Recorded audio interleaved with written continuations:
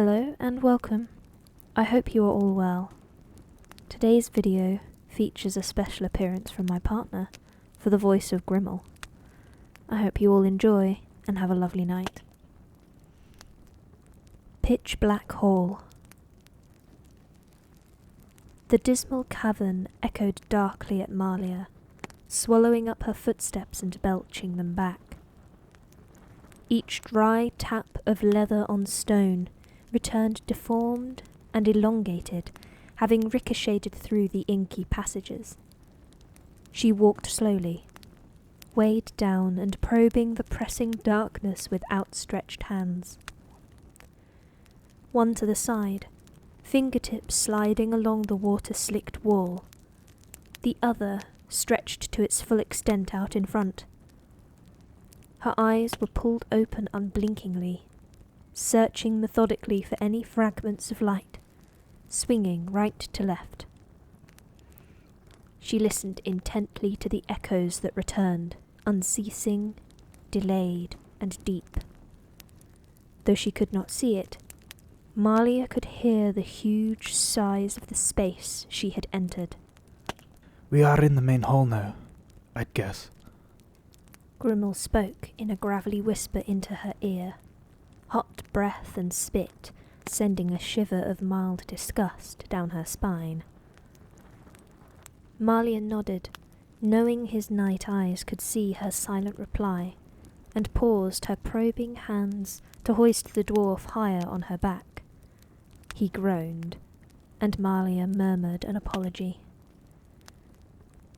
"Not far now, Grimmel," she muttered. Malia slowly stretched out her hands once more, one against the wall, the other out in front, swinging slowly left to right, and began to walk forward. She had gone no more than 3 paces when Grimmel's wiry arms tightened around her neck, and he hissed. There, in the archway, a Moogle.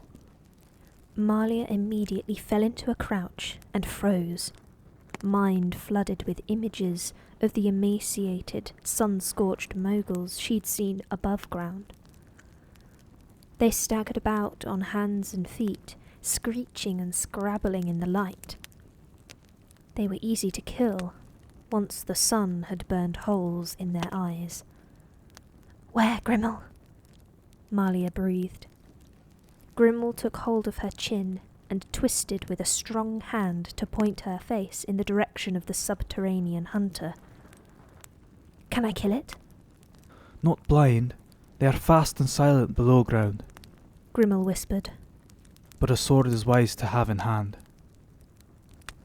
Malia nodded, and slowly drew her tarnished blade. It hissed as it left the leather, and the hall seemed to amplify the sound beyond all reason. Run! Shrieked Grimmel, and Malia could have sworn she heard an answering hiss in the pitch. In an instant, Malia surged to her feet and began to run, one hand gripping her sword, the other holding Grimmel's legs to her back.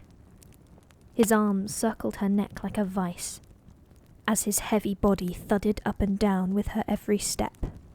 To your right, you blind fool! The pillar! He snarled. Malia swung right at his command. She yelped as her shoulder clipped hard stone, spinning her off course and losing her what little sense of direction she had. "Grimmel!" she gasped, staggering about like a startled horse. Her head was pounding with the echoes of her footsteps and the hiss and patter of the Mogul as it honed in on the noise. Must I lead you like some beast of burden? Grimmel growled, the fear evident in his gruff voice. Run, you're clear ahead! Run! So Malia ran. Or rather, she stumble-fled, swishing her sword in front of her to mark a clear path, while tripping over cracks and shards of fallen brickwork. All the while the Mogul grew closer, sending Grimmel's heart racing ever higher. Faster! Grimmel shrieked. Malia swayed as Grimmel twisted on her back, and nearly fell when he lashed out with his own short sword, throwing her off balance.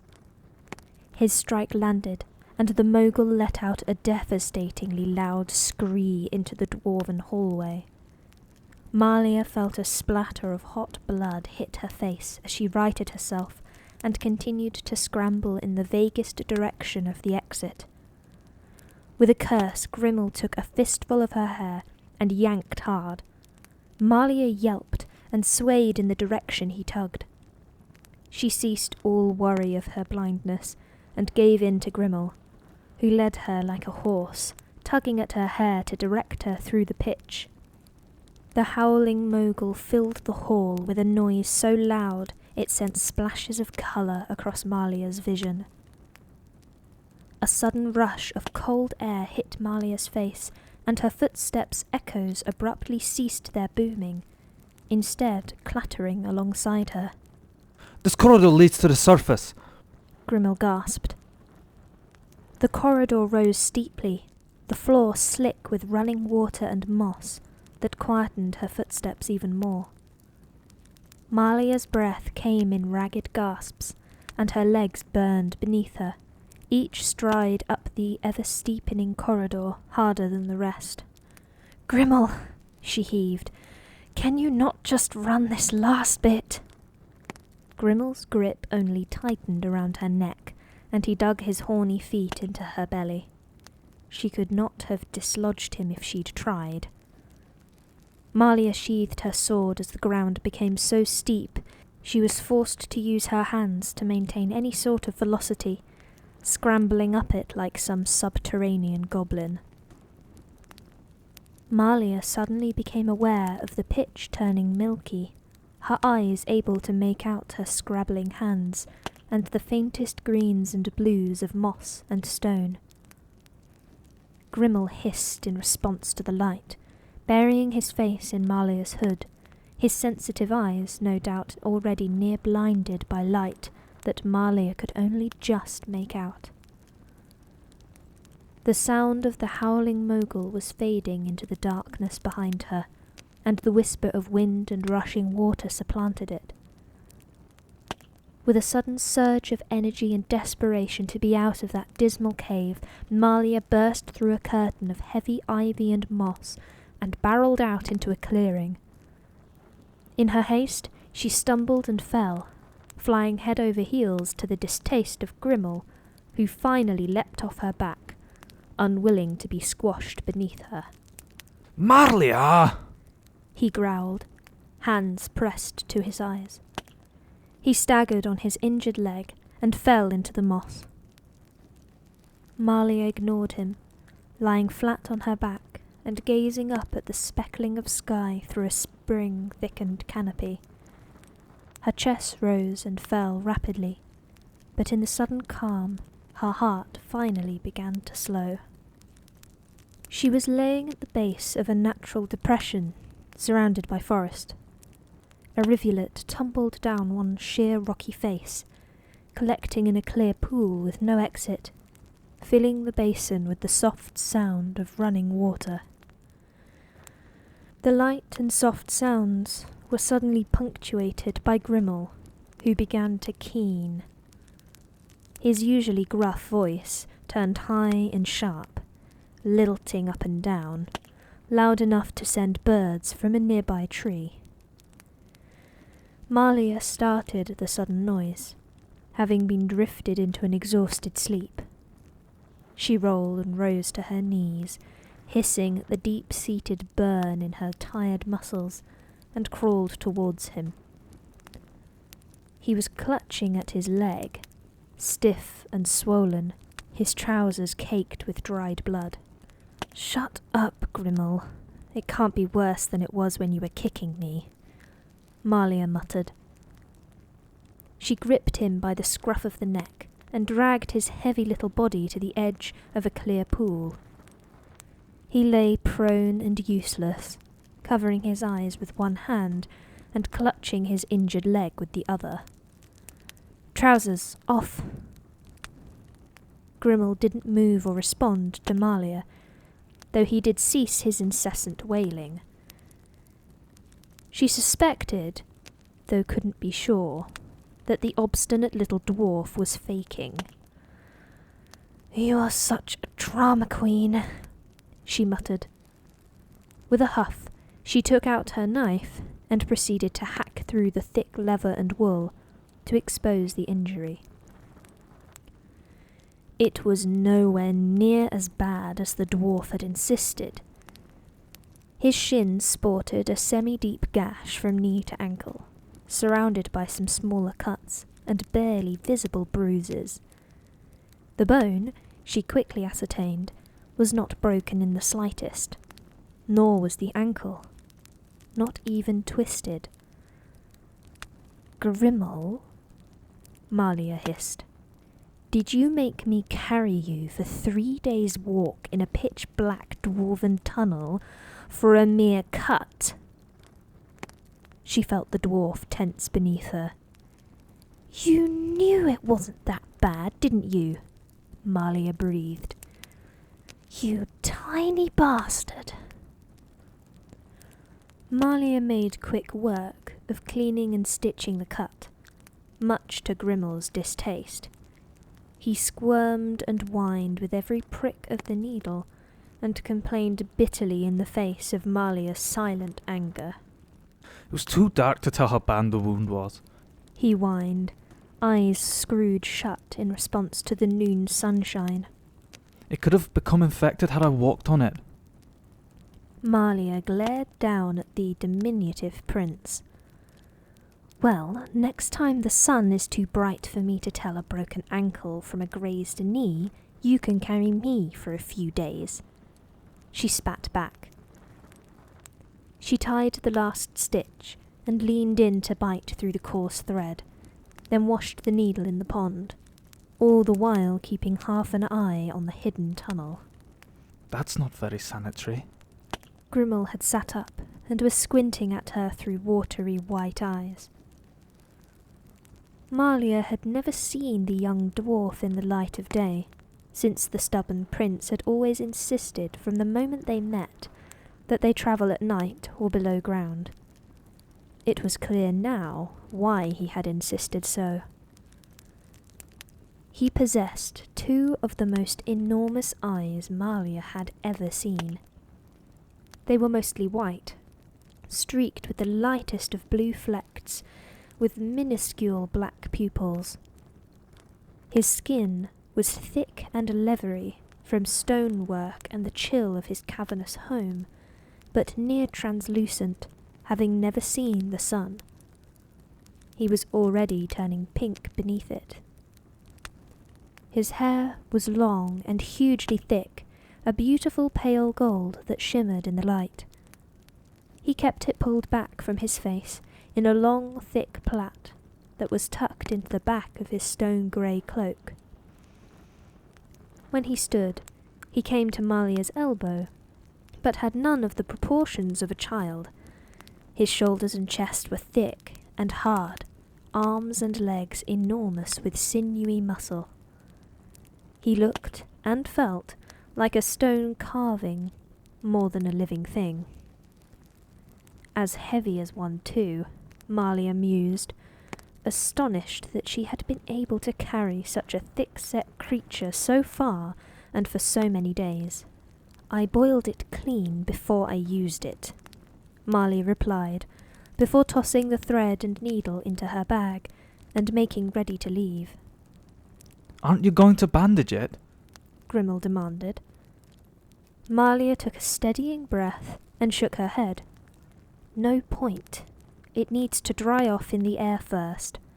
Some walking will do you good. She glared pointedly down at him.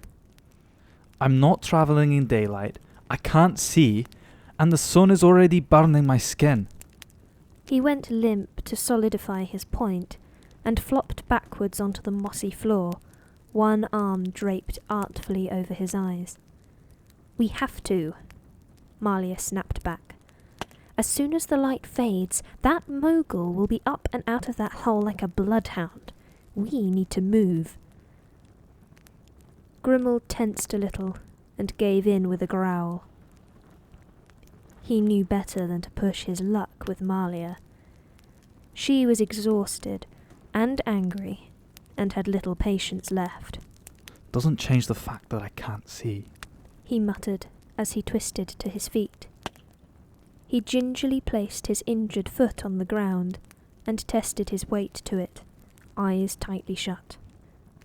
You can hold on to my bag, and don't even try to ask me to carry you because I won't do it. Malia reached out and grabbed the dwarf's calloused hand and wrapped the leather strap of her bag around it, pulling tight before letting go. Ow! He mumbled, looking rather miserable and much like a scolded child. I did save your life in there, you know. It wouldn't have needed saving if I hadn't been carrying you. Malia shot back, then smirked. Must I lead you like some beast of burden? An expression of hurt and irritation spun across Grimmel's heavy features, but Malia missed it. She was too busy taking stock of their surroundings once again. The sunken pit seemed a natural phenomenon, the perfect place for the concealed entrance to the abandoned dwarven halls deep below them. It rose steeply on all sides, laden with ferns and damp moss. It was going to be hard to climb. The pond was interesting too. Taking up a quarter of the basin floor, it drank greedily from the rivulet falling down the side without overflowing. There must be an underground stream stemming from there. Malia settled on the least steep of the sides and started for it. She made it 2 steps before jerking against the dead weight that was Grimmel, standing at the end of her strap. Grimmel, I swear. Malia turned to face him with a murderous expression. His eyes were still screwed shut, and with both hands outstretched, he took a single tentative step forward. Then another. Really? Malia whispered, burying her face in a hand. Really? Grimmel took a 3rd step, and yelped as his fingertips brushed the hem of Malia's tunic.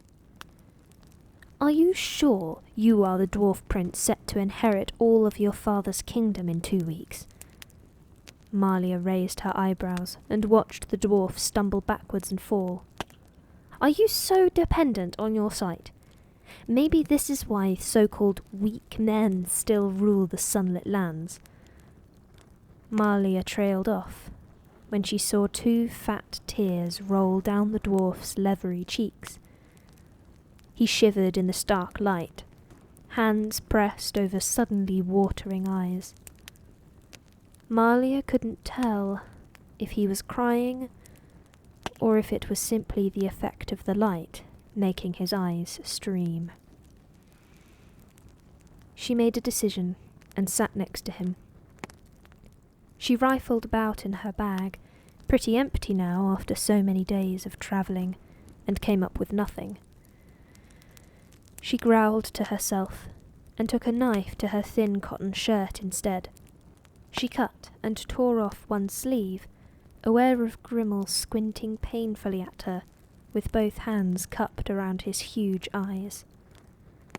In a swift motion, she pressed the thin fabric over her eyes and gave a satisfied grunt. Grimmel, move your hands. He obliged, lowering them from his face and closing his eyes once more. Malia lashed the thin fabric to his face, over his eyes and about his plait. With precision and utmost care she made sure it was secure, and nodded at her handiwork. There. Can you see now? She watched Grimmel's eyes moving beneath the fabric. He wiped his nose and nodded without a word. It looked mighty odd for the blindfolded creature to rise and walk about unhindered. Malia just nodded again and got to her feet. Come on. If I know roughly where we are, we still have about 3 days' walk before we get to Sundeth. Grimmel nodded and followed Malia as she began scrabbling up the steep bank to continue towards his crown. That's it for today. Thank you for listening. If you are about to fall asleep, or have already dropped off, dream well. I hope you have a lovely night.